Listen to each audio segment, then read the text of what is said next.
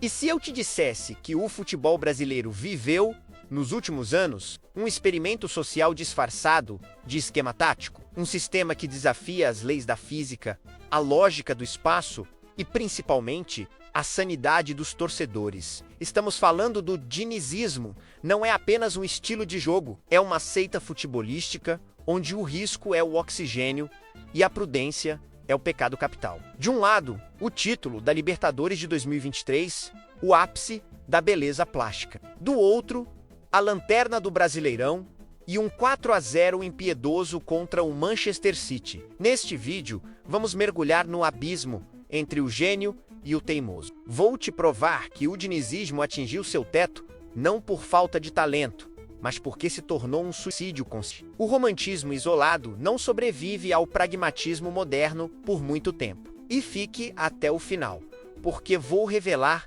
o dado estatístico oculto que explica por que nenhum clube europeu jamais ousará copiar Fernando Diniz. O segredo está no espaço fantasma. Vamos entender o porquê. Para entender o dinizismo, precisamos olhar para as cinzas do futebol posicional. Enquanto o mundo idolatrava Guardiola e a ocupação racional dos espaços, Fernando Diniz decidiu fazer o oposto. Ele resgatou o futebol de rua, o jogo de aproximação. A origem disso não está em manuais da UEFA, mas na formação psicológica de Diniz. Ele é psicólogo de formação, e isso molda tudo. Ele não vê jogadores como peças, mas como seres humanos em busca de conexões. O sistema nasceu pequeno, no Audax, encantando o estado de São Paulo em 2016. Ali, o mundo viu goleiros jogando como líberos e laterais que viravam meias. Era uma afronta ao sistema clássico. Mas o que poucos lembram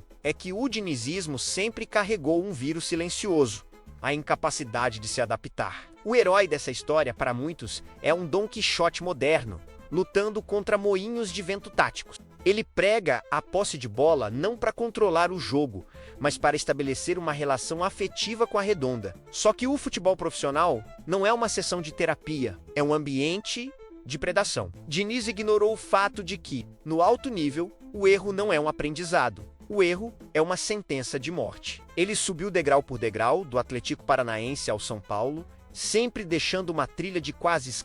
No São Paulo de 2020, o mundo viu o primeiro grande colapso: a perda de um título ganho após uma briga pública com Tchetcheu. Fator psicológico, que era sua maior arma, tornou-se seu maior veneno. O herói romântico começou a mostrar traços de um ditador tático, onde a sua ideia valia mais do que o resultado final. Vamos ao xadrez mental. O dinizismo é definido como jogo funcional. No futebol europeu, você mantém sua posição e espera a bola chegar. No dinizismo, você vai até a bola. É a aglomeração setorial. Imagine 7 jogadores em um raio de 10 metros. Eles criam uma superioridade numérica absurda no setor da bola. É um emaranhado de passes curtos que hipnotiza o adversário. A visão de jogo aqui é periférica e imediata. O objetivo é atrair a pressão adversária para o próprio campo. É o come-come tático. Quando o adversário sobe para morder, o Fluminense de 2023 saía com toques de primeira, rasgando as linhas e encontrando um campo aberto gigante nas costas da defesa inimiga. A ocupação de espaço de Diniz é dinâmica, quase caótica. O lateral direito pode terminar a jogada na ponta esquerda. Isso gera uma imprevisibilidade total. Os defensores adversários, acostumados a marcar zonas fixas, ficam perdidos. Quem eu sigo, para onde eu vou? O problema é que esse sistema exige uma perfeição técnica de 100%. Se um passe de 2 metros sai curto, não há cobertura. Por quê? Porque todo mundo está perto da bola e ninguém está guardando a cozinha. O sistema de Diniz ignora o equilíbrio defensivo básico em prol de uma promessa de beleza. É um xadrez onde você joga sem a rainha, apostando tudo em um ataque de peões coordenados. Se o adversário intercepta a comunicação, o checkmate é imediato. É uma dança na beira do precipício. Enquanto funciona, é arte. Quando falha, é um acidente de trânsito em alta velocidade. E o pior, Diniz proíbe o chutão. O chutão, para ele, é a desistência da inteligência. Mesmo sob pressão extrema, A ordem é sair por baixo. É aqui que o xadrez vira roleta russa. Mas onde o sonho começou a apodrecer? O sucesso na Libertadores de 2023 mascarou problemas estruturais profundos. O bastidor do dinizismo é marcado por uma intensidade emocional que drena os jogadores. A política interna do Fluminense se dividiu. De um lado, os entusiastas da identidade única. Do outro, os analistas que viam a conta chegar. O ponto de virada dramático foi a gestão da seleção brasileira simultaneamente ao clube. Ali, o ego e a tática colidiram com a realidade política. Diniz tentou implementar em 10 dias de treino o que leva 2 anos para maturar.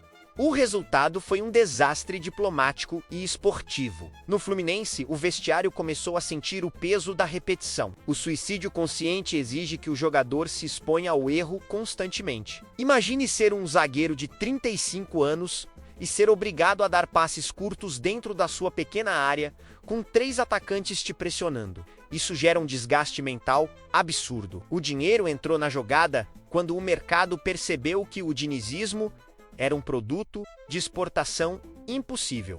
Ninguém comprava a ideia porque ela dependia exclusivamente da figura messiânica do treinador. A polêmica cresceu quando os adversários decifraram o código. O pragmatismo moderno, personificado por técnicos que utilizam análise de dados em tempo real, percebeu que bastava bloquear as linhas de passe laterais para o sistema entrar em curto-circuito. O ponto de virada foi a percepção de que Diniz não tinha um plano B.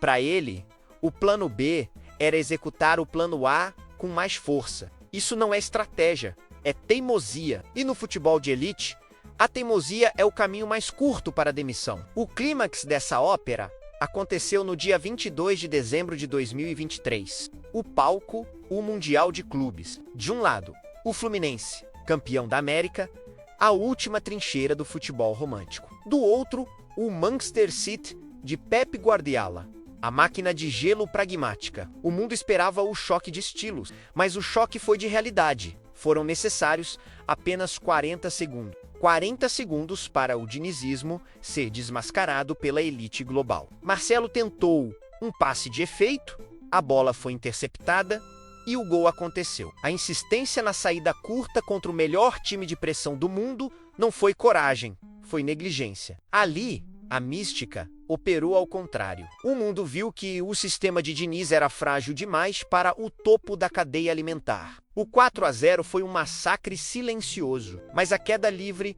não parou ali. Em 2024, o Fluminense entrou em uma espiral de autodestruição. O time que encantou a América estava na lanterna do Brasileirão. A média de finalizações despencou. O motivo? Os adversários pararam de ter medo. Eles aprenderam que pressionar o goleiro de Diniz era o caminho mais fácil. O número de gols sofridos por erros individuais, de passe na saída de bola, tornou-se uma anomalia estatística. Não eram erros por falta de treino, eram erros por excesso de sistema. O clímax emocional foi ver o criador sendo devorado pela própria criatura. Diniz foi demitido. O romantismo foi enterrado sob o peso de uma tabela de classificação que não perdoa ideologias. O sistema que provou que podia vencer tudo na Libertadores, provou logo depois que podia perder para qualquer um no Brasileirão. O veredito é claro: o dinizismo é uma obra de arte magnífica, mas que só pode ser exposta em condições controladas. Ele funciona como uma última trincheira contra a mecanização do futebol, mas falha ao ignorar que o objetivo do jogo é ganhar, não apenas convencer. A prova definitiva, o teto do estilo foi a América, mas o solo foi a lanterna. O sistema é um suicídio consciente, porque ele retira do jogador o instinto de preservação em troca de uma estética que, quando quebra, não tem conserto. O segredo que eu prometi? O espaço fantasma é a zona morta que o dinizismo deixa em suas próprias costas, estatisticamente. O Fluminense de Diniz, em 2024, era o time que mais oferecia transições limpas para o adversário em todo o mundo. Nenhum clube europeu adota isso, porque o risco-benefício é matematicamente burro. Agora, eu quero saber de você, sem rodeios. O dinizismo foi a maior revolução do futebol brasileiro no século? Ou foi apenas um delírio coletivo que durou uma temporada? Comenta aí embaixo. gênio ou teimoso. Se você gosta de análises que não passam a mão na cabeça de ninguém, inscreva-se. O próximo vídeo vai ser ainda mais pesado. Até lá!